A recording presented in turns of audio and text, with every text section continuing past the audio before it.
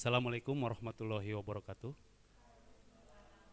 Semoga kita semua dalam keadaan sehat walafiat dan dalam lindungan Allah Subhanahu wa taala.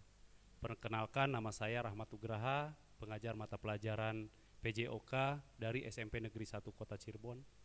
Dan saya akan melaksanakan pengimbasan AKM tentang asesmen kompetensi minimum. Baik, Bapak Ibu guru yang saya hormati, kita akan lihat yang melatar belakangi daripada AKM ini adalah hasil PISA membuktikan kemampuan belajar siswa pada pendidikan dasar dan menengah di Indonesia kurang memadai. Organisasi untuk Kerjasama Ekonomi dan Pembangunan OECD mencatat peringkat program for International Student Assessment atau PISA Indonesia berdasarkan survei tahun 2018 berada dalam urutan bawah. Untuk nilai kompetensi membaca, Indonesia berada dalam peringkat 72 dan 77 dari 77 negara. Untuk nilai matematika berada di peringkat 72 dari 78 negara. Sedangkan nilai sains berada di peringkat 70 dari 78 negara. Nilai tersebut cenderung stagnan dalam 10 sampai 15 tahun terakhir. Sebagai langkah memperbaiki keadaan di atas, Kementerian Pendidikan dan Kebudayaan menyiapkan 5 strategi yang salah satunya adalah merubah sistem evaluasi dari ujian nasional atau UN menjadi asesmen nasional atau AN. Kita lihat, apa itu asesmen nasional? Asesmen nasional adalah program penilaian terhadap mutu setiap sekolah, madrasah, dan program kesetaraan pada jenjang dasar dan menengah. Mutu satuan pendidikan dinilai berdasarkan hasil belajar siswa yang mendasar, yaitu literasi, numerasi, dan karakter, serta kualitas proses belajar mengajar dan iklim satuan pendidikan yang mendukung pembelajaran tersebut. Instrumen asesmen nasional adalah mengukur kompetensi mendasar literasi membaca dan numerasi siswa. Kemudian survei karakter, mengukur sikap, nilai, keyakinan, dan kebiasaan yang mencerminkan karakter siswa. Adapun survei lingkungan belajar adalah mengukur kualitas berbagai aspek input dan proses belajar mengajar di kelas maupun di tingkat sekolah. Kompetensi yang diukur dalam AKM dibagi dua, yaitu literasi dan numerasi. Kedua komponen AKM itu masing-masing menguji.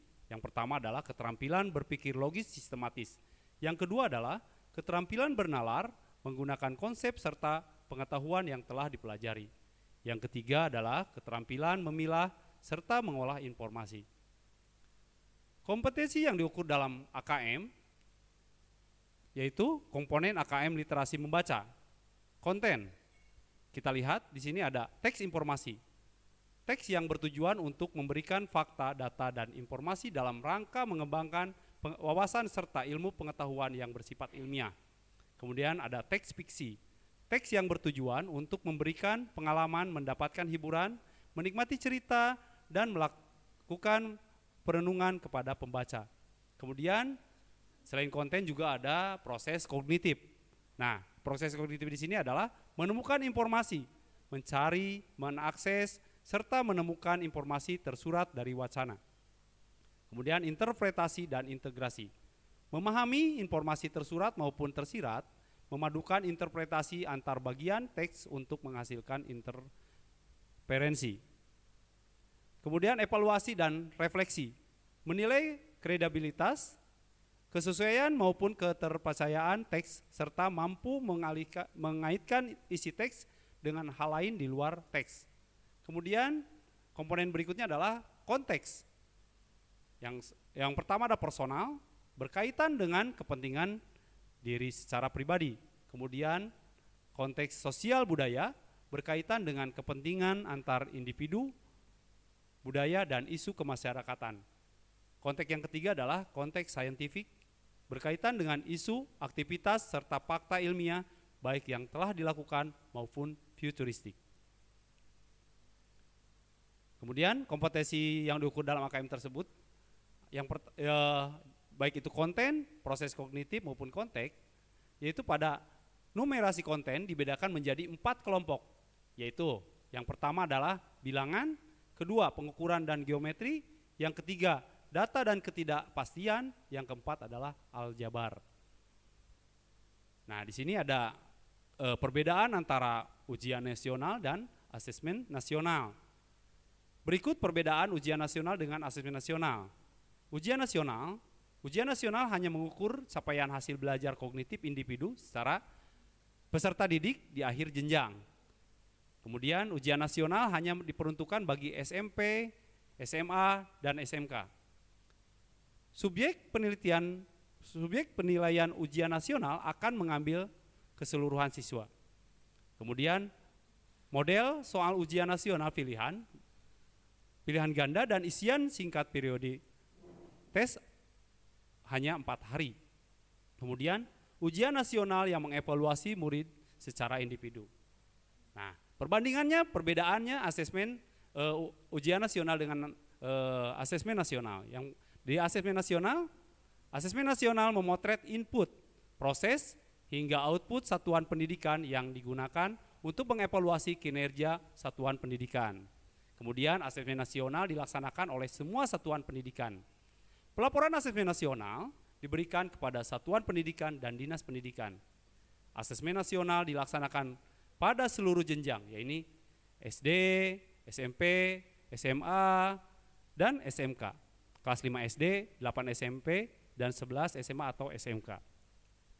Kita lihat kenapa harus ada UN. Maksudnya kenapa harus dilaksanakan asesmen nasional.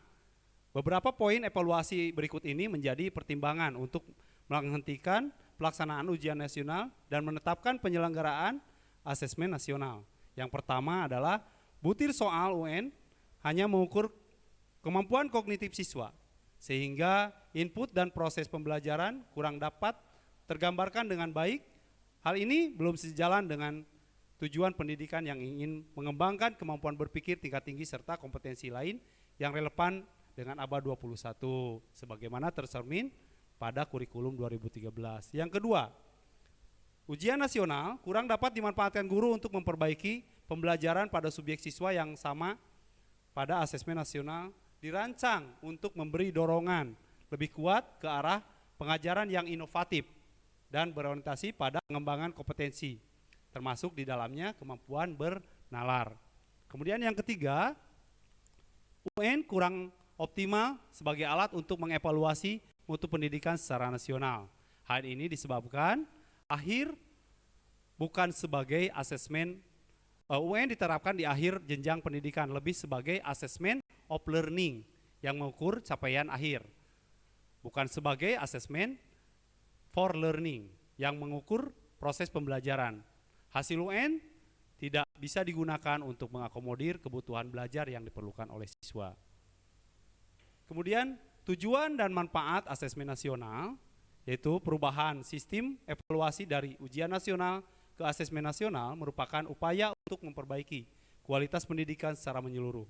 Asesmen nasional dirancang untuk menghasilkan informasi akurat untuk memperbaiki kualitas belajar mengajar yang pada gilirannya akan meningkatkan hasil belajar siswa.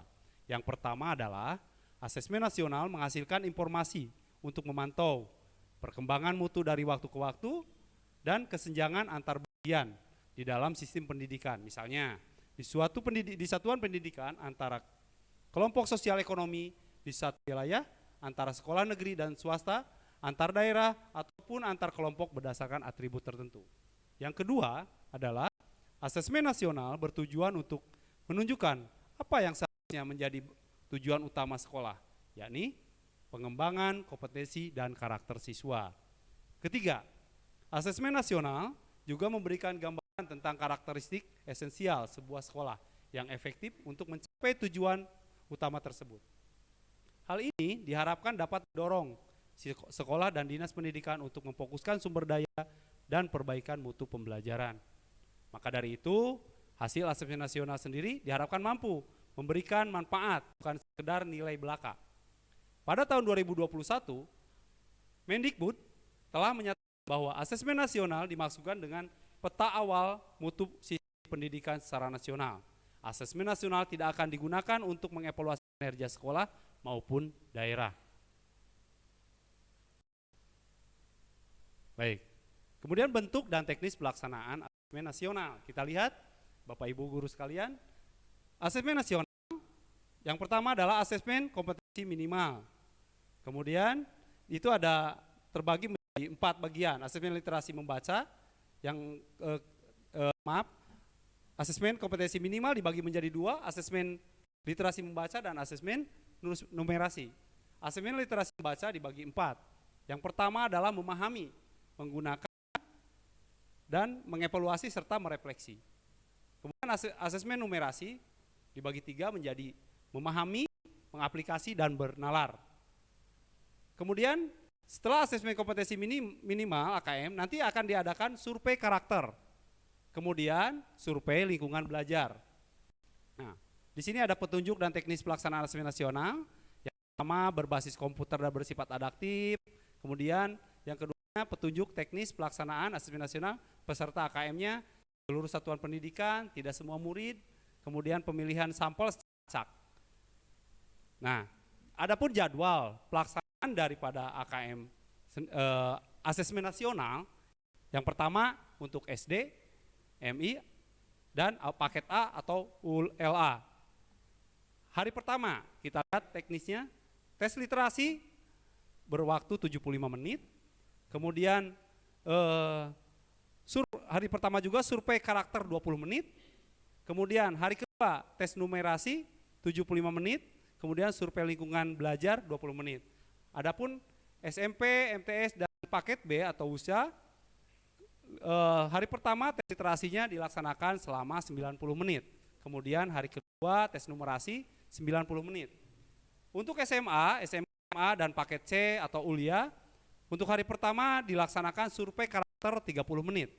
Kemudian hari kedua survei lingkungan belajar selama 30 menit. Tahapan berikutnya adalah tahapan penguasaan kompetensi. Ada 4 tahapan dalam penguasaan kompetensi, yaitu pertama, perlu intervensi khusus. Di sini bisa dijelaskan semua, ada penjelasannya, yaitu kebutuhan, struktur pembelajaran, cara formal, dan pendekatan. Yang kedua adalah tahapan dasar. Tahapan dasar di sini adalah kebutuhannya apa nih, siswa sudah mulai kompeten dan berusaha untuk mengasah keterampilan mereka yang saat mereka merasa nyaman. Kemudian ada juga tentang tahapan penguasaan kompetensi cakap dan tahapan penguasaan kompetensi mahir. Kita lihat berikutnya adalah perbedaan pembelajaran berbasis kompetensi dengan berbasis konten. Perubahan sistem evaluasi dari ujian nasional ke asesmen nasional juga menuntut adanya perubahan pada sistem pembelajaran dan berbasis konten menjadi berbasis kompetensi. Apa sajakah perbedaan di antara keduanya? Jawabannya bisa dilihat pada gambar berikut. Pembelajaran berbasis kompetensi berpusat pada kebutuhan, belajar untuk pemahaman konsep dan keterampilan, menunjukkan kinerja dengan menerapkan konsep, kemudian pembelajaran terkait dengan konteks kehidupan nyata siswa, orientasi pada proses dan penguasaan kompetensi. Sedangkan pembelajaran berbasis konten berpusat pada materi pembelajaran, belajar untuk cakupan materi, menjawab serangkaian pertanyaan tes berdasarkan topik. Kemudian pembelajaran kurang atau tidak terkait dengan konteks kehidupan nyata siswa. Kemudian yang terakhir adalah orientasi pada nilai akhir. Nah, ini ada strategi namanya segitiga belajar. Segitiga belajar yaitu asesmen, pembelajaran, kurikulum. Nah, di dalam segitiga belajar ini, di dalamnya adalah kompetensi kepemimpinan sekolah, kompetensi guru yang akan menghasilkan pengalaman belajar bagi murid-murid kita. Kita lihat dalam segitiga belajar, maka makna masing-masing segi adalah sebagai berikut, yaitu kurikulum. Kurikulum adalah seperangkat kompetensi yang penting dikuasai murid dengan menggunakan cara belajar dan asesmen tertentu. Kemudian pembelajaran, serangkaian aktivitas yang dirancang dan dilakukan di ruang kelas berdasarkan kompetensi awal murid yang diketahui dari hasil asesmen dan untuk mencapai sasaran kompetensi yang ditetapkan dalam kurikulum. Kemudian asesmen. Proses pengumpulan, menganalisis, dan melaporkan sejumlah informasi yang terkait pencapaian kondisi murid dan penguasaan suatu kompetensi tertentu. Kemudian ada tahapan, di sini ada tahapan asesmen. Yang pertama asesmen diagnosis, asesmen formatif, asesmen sumatif. Ya. Nah, itu tadi yang telah saya sampaikan. Semoga apa yang telah saya sampaikan ini bermanfaat bagi kita semua. Kita tetap jaga kesehatan, protokol kesehatan dilaksanakan sesuai dengan anjuran pemerintah. Terima kasih. Assalamualaikum warahmatullahi wabarakatuh.